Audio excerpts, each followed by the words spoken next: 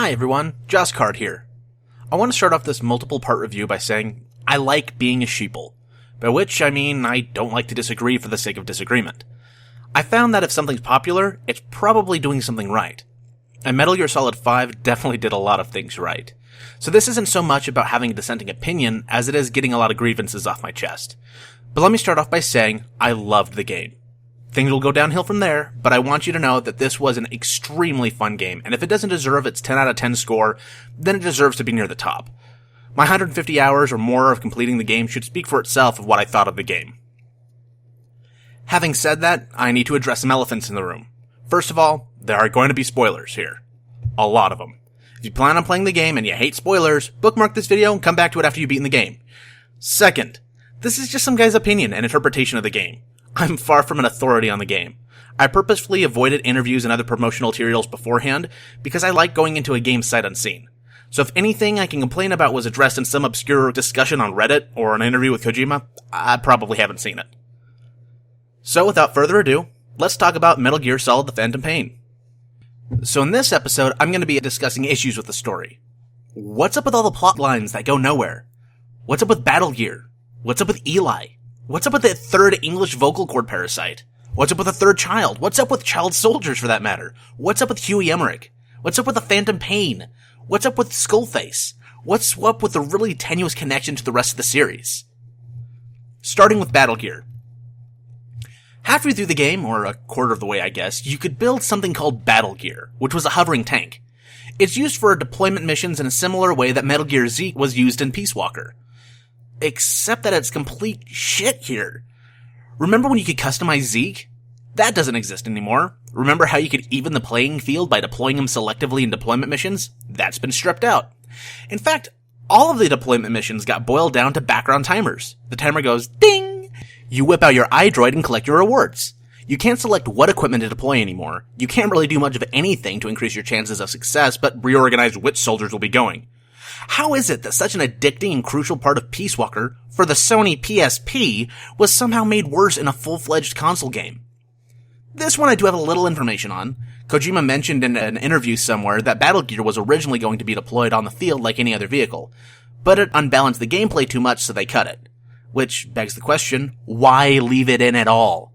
Look, there's plenty of items in the game that unbalance the gameplay. Hell, I spent the last 30 hours of the game invisible and running 3 times as fast as a normal human.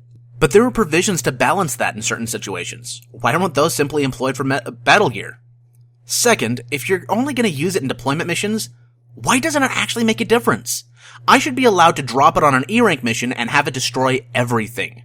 Why am I forced to only use it on S-rank missions, and even then, it's a coin toss whether or not I succeed?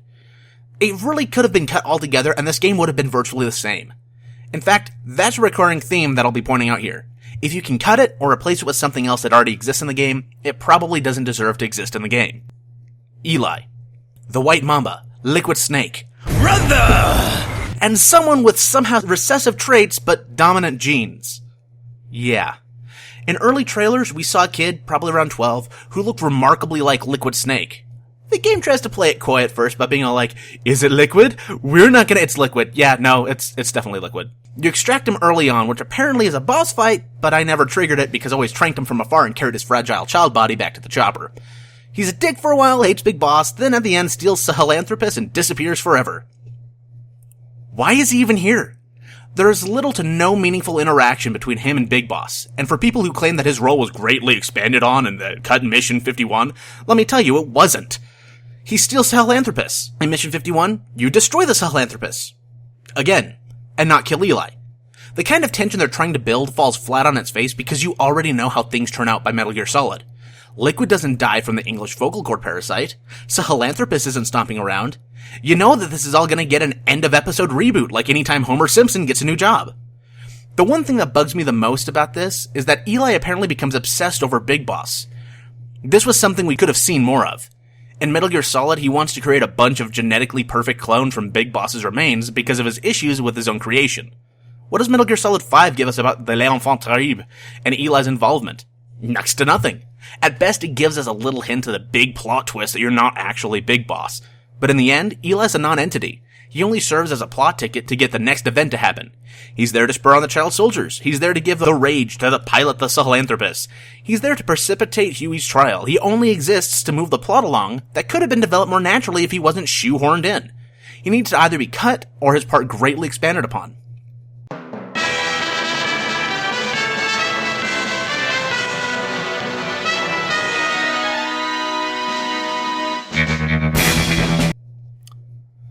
The third vocal cord parasite.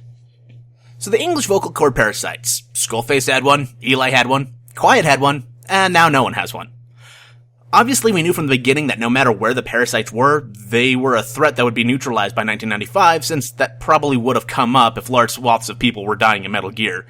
It gives another tension-building device that's incapable of building tension. The third child takes the last file and gives it to Eli. Eli, proving how stupid he is and how much of a tool to the plot he is, infects himself with it for reasons. When it's clear that he's going to die from it, the third child removes it, and they fly off and live happily ever after until Fox die. It's another, why do they include this moment, when you find out that the third child can just remove it from him? So why infect him in the first place? There is no reason for it at all. Clip it. It's gone. The third child. He's Psycho Mantis. Would have been cool as a cameo, but it set a really annoying precedence. Between him and Eli, it made me keep an eye out for the rest of the Foxhound members to make an appearance. For Sniper Wolf and Vulcan Raven, all we get is a tongue-in-cheek reference in the way of an unlockable costume and a mention that some indigenous tribes worship the Raven. Camo Octopus gets no screen time whatsoever. Now don't get me wrong, the third child served more for the plot than Eli did, but it was a part that we desperately needed elucidation on. Who was Psycho Mantis? What drives him? Why does he bond so much with Eli? These are all half-assedly answered in some of the tapes you get after the ending of the game, but this is one of those moments where an in-game cutscene or mission would have been better exploration of his character. Also, how and when did he lose his crazy carrot top hair? Child soldiers. So child soldiers are an issue that's still prevalent in the world today. It's terrible. It's horrible. It's something that really needed to be covered in this game. Super Bunny Hop did a video review of Ground Zeroes in which it blasted the game for incorrectly handling the topic of torture in a black site facility. I respectfully disagree with his ideas, since it was the first game I had seen that didn't glorify torture to some degree. It was terrible, made me cringe, and gave me mental images I'll never forget. In short, it made me take a look at some of the worst depths of humanity and realize that shit needs to change. Compare that to another contemporary game, Grand Theft Auto V, which tortures a suspected terrorist/home theater technician for some really dark kicks, and then pays lip service to how bad torture is afterwards. Don't get me wrong, GTA did what GTA does. It parodied how we as America tend to treat torture. Oh, it's terrible. It's awful. Should we shut down Guantanamo Bay and stop it? Ground Zeroes took apart someone I loathed from Peace Walker, and made me want to do anything to save her, because even my worst enemy didn't deserve that to happen to her. Then in the first trailers for The Phantom Pain, we see Big Boss and Miller consenting to torturing people they knew and trusted. This really echoed in my head as Big Boss's first major compromise for revenge. In my head, I started to piece together a story of how Big Boss compromised his own moral code one step at a time to get revenge on Skullface and Cypher, and was able to go from a man who tried to end world conflict to a man who holds a gun to the head of the world with Metal Gear. Child soldiers were going to play a part in that, I thought. When I first encountered them, I thought Big Boss was not actually going to save them, but repurpose them, lying to himself that he was saving them.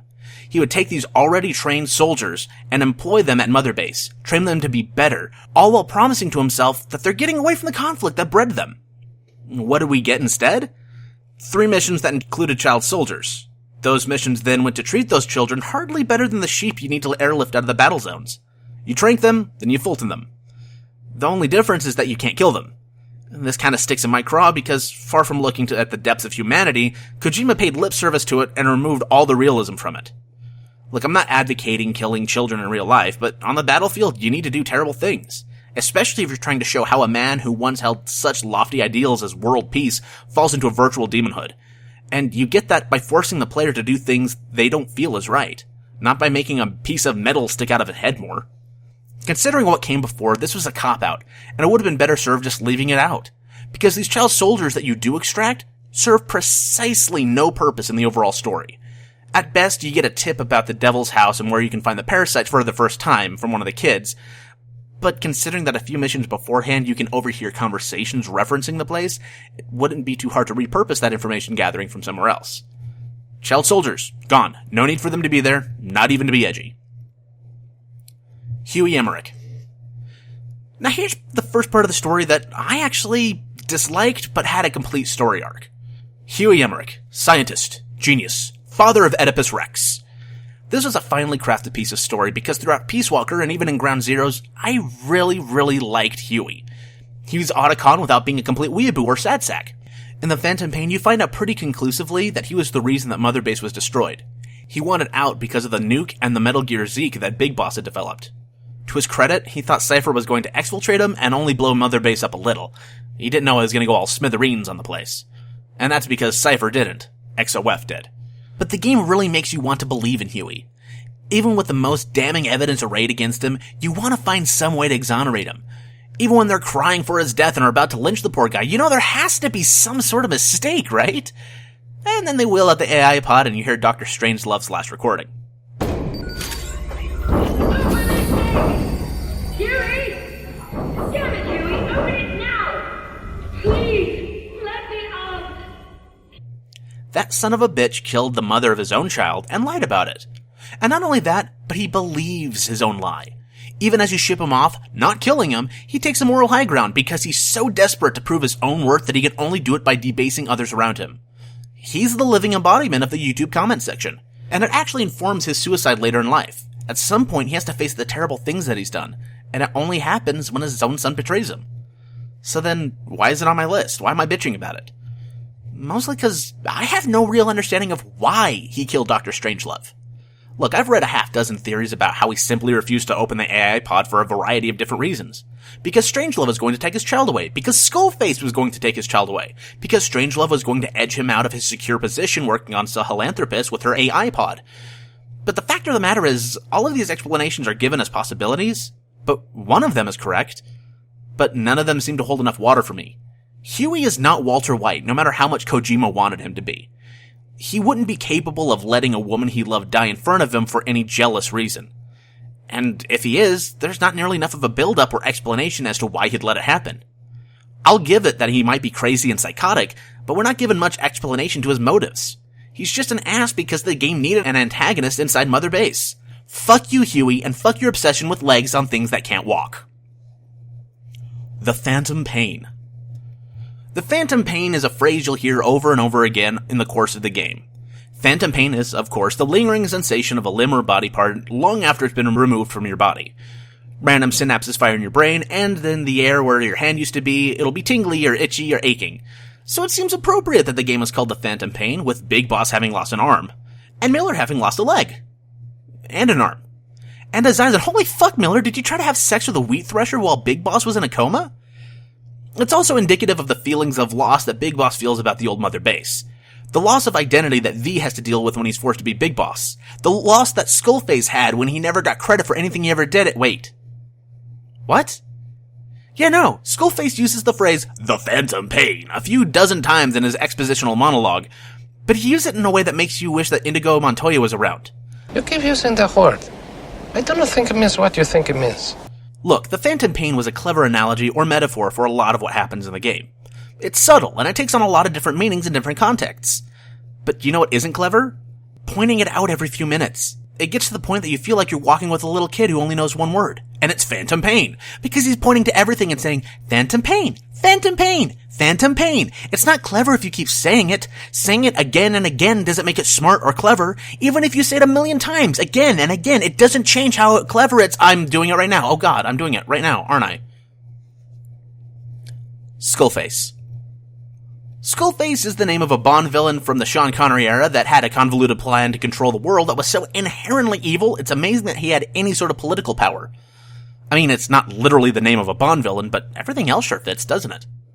Skullface was an enigmatic man in Ground Zeroes and the Phantom Pain that was supposed to be the something of a reflection of the man Big Boss is. Revenge-driven and doing terrible things in the name of quote-unquote peace. And that's all fine and dandy, but you know what's not?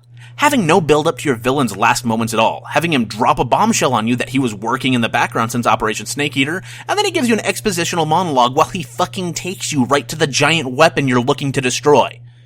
All of the subtleness and intelligence that Skullface had shown up to the ending of the game was thrown out the window the first time you have any sort of meaningful contact with him. His motives are later filled out in expositional audio tapes, but that doesn't make it any less disappointing that despite all appearances to the contrary, he's actually a very pleasant man who's quite talkative if given the chance. Everything about him comes off as a disappointment, actually. And I know some people will be saying, well, maybe that's the point. If the point of the game is to really underscore that the legend is bigger than the man himself, then it should work the same for Skullface. And I could appreciate that. But having Big Boss taken directly to the end boss battle for no reason is still confusing as hell. Even more confusing than his plot to control the world. Let's see here. Walker gear plus vocal cord parasites divided by nuclear warheads times Sahelanthropus equals world domination. Yeah, that checks out. Somehow a correct combination of those four plans would work in tandem to make him the most powerful man on Earth. But in reality, it just brings up more questions, like, what happened to Walker Gears? Did they all just vanish after Metal Gear Solid 5? Because the novelty of Metal Gear Rex would have kind of been undercut if the conversation went like, I met a bipedal robot from the anime I like to watch.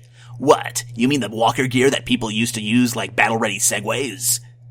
I'm not saying that he's necessarily a bad villain, it's just, when the only real time he interacts with Big Boss is right before the final battle, it's a letdown. There is no back and forth. There's no exchange of ideologies. It's just, hey, here's my plan. Here's my robot. Let me disappear so you can blow it up and then we'll get on with the ending now. Cool? Cool. Finally, I need to talk about this. The game connects to the other games in the series in the same way that Prometheus connects to the Alien series. The parts are all there, but there's a huge gap missing between point A and point B. At least in Prometheus' trailers, they didn't promise to explain how the space jockey went from the guy cruising in space to a corpse on an alien planet. Alright, so the analogy kind of breaks down there, but the point is still pretty valid. The big reveal at the true ending of the game, which is arbitrarily unlocked throughout the game, reveals that you're not Big Boss, but actually V, a random medic who has changed to look like Big Boss's body double. And let me tell you how this news was actually broken to me so I can really capture this perfectly. I beat Sahelanthropus and kill Skullface. And I'm sitting here going, wait, that can't seriously be all. That cannot be the ending. So I went online and spoiled the real ending for me. I knew that Quiet would leave, which was a mixed bag, honestly. I, never used her, but I did change her into her Sniper Wolf costume, and now I can't change it back, so when I replay Mission 11, she's in that costume instead of her normal bikini. Also, I can't ever get the butterfly emblem, or codename. That's gone to me forever. I also found out that a lot of the post-game stuff was recycled content, which I was actually surprised that Kojima would do. And finally, I discovered that I wasn't even playing as Big Boss the entire time. That made me really angry. It was like the ending of Harry Potter all over again. Look, JK had to either kill Harry Potter or have him live. She managed both, and I'm still pissed about that. But this is even worse, because the game that promised to bridge the plot gap between Peace Walker and Metal Gear and explain how Big Boss became a villain spent the whole game focusing on a completely different character. And I've heard people say that, oh, well, Metal Gear 3 pretty much explained it in the moment where Big Boss refuses to shake the General's hand and how he casts off America. And that is the most bullshit answer I'd ever heard. That's like reading The Lord of the Rings and hand-waving how Bilbo ended up with the most powerful ring in existence by saying, well, he went on an adventure, duh. Look, this game had one job, and that was to show the descent of a man from high moral standing that we could relate to one that only an extremist would call honorable. The game dodges that completely, and that's what pisses me off. That said, once I actually saw the ending and read some fan theories, the dual Big Boss ending makes more sense to tie the entire series together.